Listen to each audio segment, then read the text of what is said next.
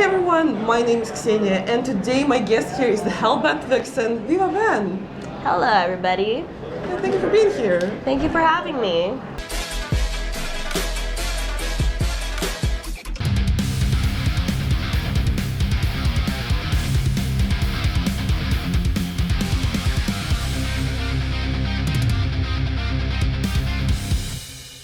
So, as everyone who watches knows, and you probably know, I usually don't do like generic questions, so I'm just gonna like jump in with like the hard-hitting ones. So that's Okay. Dive in. I don't know how hard-hitting they are actually, but we'll see, I guess. We'll check. So you are the first ever Vietnamese American wrestler, women's wrestler. Yes. Yeah. So that's like, honestly, like it's an honor to have you here because this is like Thank you. you're making history right now as we speak. So I was gonna ask you, for a lot of wrestlers who represent, say, the minorities, I guess, and I also refer to women as a minority also because it's not that in terms of numbers, but in terms of treatment of kindness. So for a lot of wrestlers, it's very important to have like a role model growing up or like watching wrestling, getting into wrestling. How was that experience different for you? How did it feel to go into the industry knowing that there's no one like you in the industry? It was very difficult because I looked up to, growing up, I looked up to Undertaker, you know, like during the Attitude Era and Stone Cold.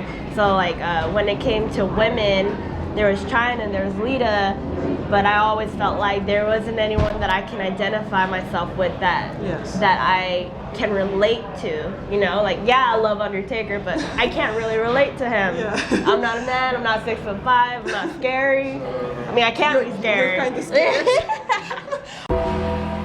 I'm scared. So that was my struggle. With identity, it was hard for me to relate to anyone. Yeah, and sometimes in wrestling we see wrestlers who might look like a certain race or a certain nationality be labeled as that, even if they're not. Say like Yokozuna was never Japanese actually, but that happened. So how does that make you feel? Because it's almost like a misrepresentation. So it's like for people who could relate to this person, they're still the experience from them, but also they're like putting a whole culture onto another person. How does that make you feel? When I really think about it, when they stereotype all Asian people and put another Asian culture on another Asian person, it is kind of upsetting. Yeah. But what Yokozuna did still opened doors for a lot of us. So in the end, it still worked out. But it is upsetting when you think about it. It's like he wasn't Japanese, he's Samoan, but they put that Japanese gimmick on him. But it worked for him, and it did open up more doors for us. Yeah, and I guess it was a different time. It was a very different time. Yeah, and I asked like, say, LGBTQ performers that too, because like the gimmicks that used to represent the community were way different back then, and like more into the stereotypical side of things. But at least they were there, and they put like the foot in the door. Yes. Yeah, and for you right now, being the person representing like a whole nationality, right? In the industry, do you feel like there's almost like added pressure that you put onto yourself, or have you ever had someone like come up to you and be like, oh, like you're my inspiration, and you were like, whoa, do I have to like behave a certain way now? Yeah, I do feel a lot of pressure because I want to make sure that I kind of feel like I have to kick down the doors. Yes. For opportunities for more people like me, and there are a lot of Southeast Asian people rising up right now because wrestling is barely hitting that part of the world, and like people haven't been able to see it yet because of the pandemic, but it is growing and it's happening, and I just want to be able to kick down doors for me and for people like me. Yeah. So that's pressure. Oh yeah, that's pressure. Absolutely it is. Let's talk about something a little more lighthearted for some performers in the industry, and I think you're one of them. Fashion is like a whole aspect, right? Because you do also have your own brand and you sell accessories and makeup too, right? So for you, like the visual, I guess, is important, right? Yes, very. So why do you feel sometimes it happens in wrestling where people really overlook that aspect? Like, how important do you feel the visual is for a wrestler? I feel like it makes you stand out. The way I dress, like when people call it character or gimmick, I hate that because I feel like I'm me, but just amplified 10 times me when I'm in the ring. So I feel like you want to dress your best because you want to represent you. You want to stand out, and that's really important. That's how you get people to know. By just looking at you, they're like, I know who that girl is. That's that one girl that wears this, or you know what I mean. Yeah. Yeah. Like And- a trademark in a way. And you're, as I mentioned, a business owner too. So Yes. it's a whole combination of things that you do. You also do music, right? I did. Not anymore, but I anymore? used to, yeah. Do you think you could possibly in the future combine those careers? Because we see a lot of wrestlers doing music simultaneously. Like the example that obviously comes to mind is Chris Jericho. Oh yeah, 100%. of course. Also Chris Bay, which is a little closer to home, to That's here. another one. Yeah. So do you feel like you could eventually combine the two? I would love to. If the opportunity ever happens, I would love to try to combine the two. But right now, I am like 100% focused on wrestling. Okay. Yeah. It's hard being in a band. Is it? Yeah, it's hard. You gotta worry Walk about away. 4 other people, and then in wrestling, you just worry about yourself and your opponent. You know what I mean? Like so. It's so funny because I've heard like almost the same answer word for word. Yeah. When they ask someone about like tag team wrestling, they were like, "Oh, you have to worry about 4 people." Yes, that is true. You do. It's a lot of work worrying about other people. Yeah. We also saw you on AEW quite recently, and this is more of a generic question. I was like, I don't do generic, and then it was like AEW, but I can't not ask you because I feel like it's an opportunity, right? Like, how did your career change? Like, did you feel like there were more eyes on you now? Like, what's going on with that? I think I definitely have gained more respect from my colleagues. Oh. Yeah, so that changed a lot, and more opportunities. Yeah. Definitely. And AEW was a really great experience. I learned a lot being there, and would love to come back. And do you eventually want to get signed by AEW? Yeah, I'm open to it. So, how Ben Go her. Nixon, get me. And with AEW, like you were on Dark, right?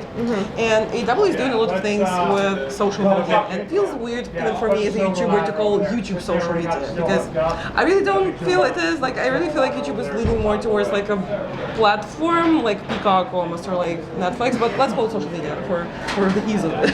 Okay. And I've also noticed that you also use like social media in a very nice way. Like you have gorgeous pictures on Instagram. Like follow her on Instagram.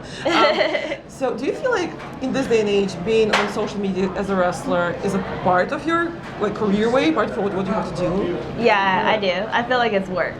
Posting Yeah. on social media is a lot of work, but yeah, I feel like it helps with your whole brand. Yeah, and being a woman on social media is a whole different thing too. Oh, yeah. And a woman in wrestling on social media is a whole different thing. So do you have maybe Definitely. any horror stories that you can tell us? Horror stories. Yes. I just get crazy DMs.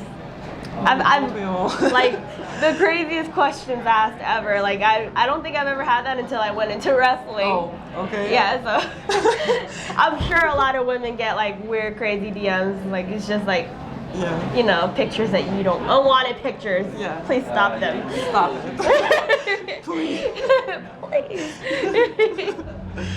Yeah, and do you feel like, well, we all feel like that, but let's just elaborate on that. Especially with like the recent speaking out movement. Do you feel like after that it's a little safer to be a woman in wrestling, or have you even like experienced it in any way, or has it just went by? So with the speaking out movement, I do feel like it's a lot easier to speak up when something happens. Like, am I gonna resort to social media to call someone out? No, but it like makes me feel like if something bothers me, something happens, I can speak up about it instead of being scared about it. Do you get what I mean? Yeah. Because before I felt like when I was new, I felt like I couldn't say anything. Yeah. But after the speaking out movement, I felt like it just made us feel more secure.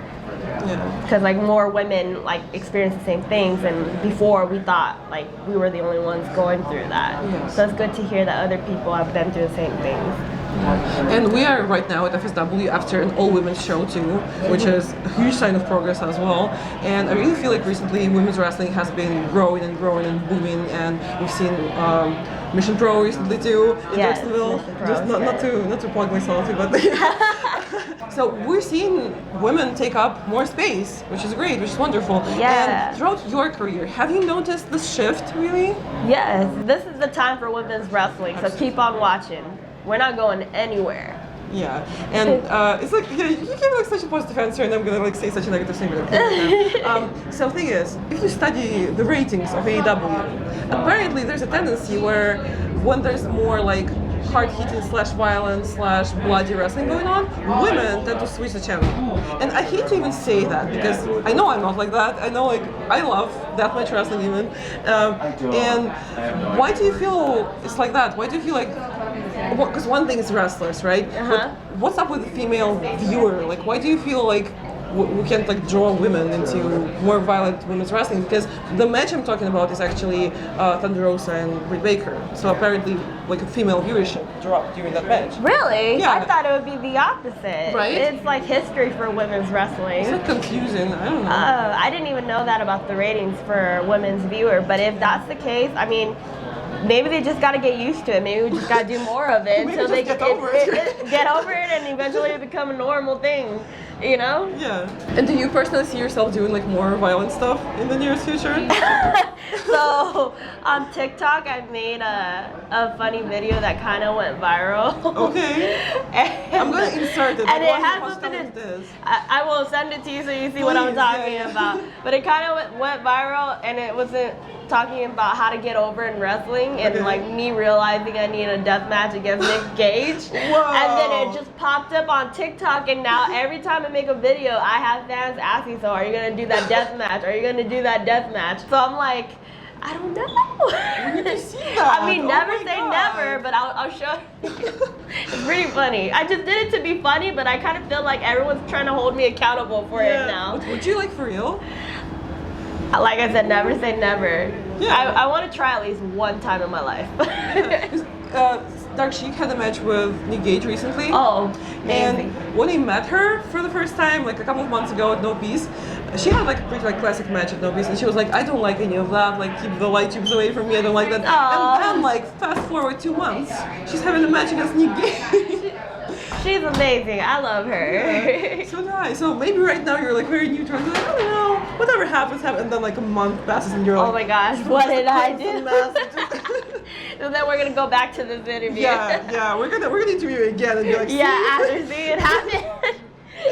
Yeah, so I guess never say never. Yep. Yeah, and I guess that's it. And on this mutual note, if you have to plug anything, social media, merch, you can do it right now. Alright, well, you guys can all follow me on social media at HelpDentVixen. And all the links will be in the description down below. And thank you so much for being here Thank you for today. having me. And thank you guys so much for watching. Give this video a like if you had a good time. Subscribe, tap the notification bell to never miss an upload. And until next time, bye. Bye. The Waters Boys. Yay! Thank you. Perfect.